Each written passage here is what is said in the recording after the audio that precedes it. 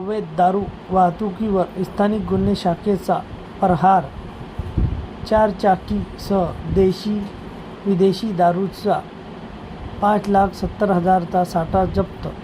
मान्य श्री अर्चित चांडक, पोलीस अधीक्षक अकोला यांचे निर्देशाप्रमाणे अकोला जिल्ह्यामध्ये अवैध धंदे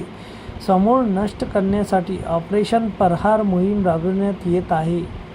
आज दिनांक 1/7/2025 रोजी स्थानिक गुन्हे शाखेच्या पथकाला मिळालेल्या गुप्त बातमीवरून श्री शंकर शेळके, पोलीस निरीक्षक, स्थानिक गुन्हे शाखा अकोला यांनी नाकाबंदीचे निर्देश दिल्यावरून पोलीस स्टेशन मूर्तिजापूर शहर हद्दीतील बुप पेट्रोल पंप जवळ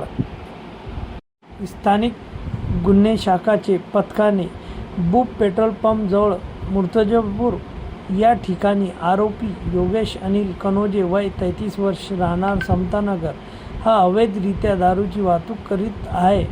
अशी बातमीवरून दारू रेड केली असता देशी दारू 15 तसेच विदेशी दारू 2 बॉक्स किंमत 69,920 रुपये, 4 चाकी गाडी किंमत 5 लाख,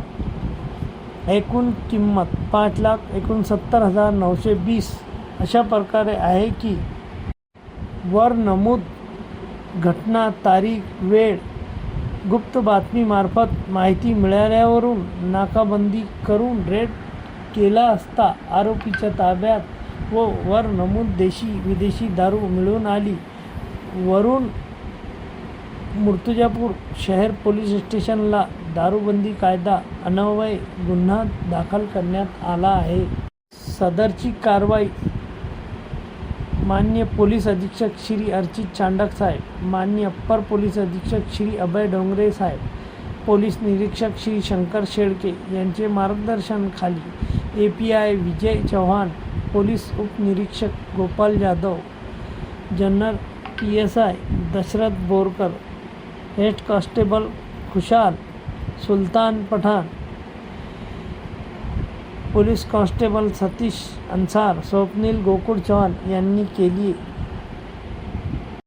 आणखी नवीन व्हिडिओ पाहण्यासाठी आमच्या देशमुख एक्सप्रेस न्यूज चॅनलला सबस्क्राईब करा, लाईक करा आणि शेअर करा।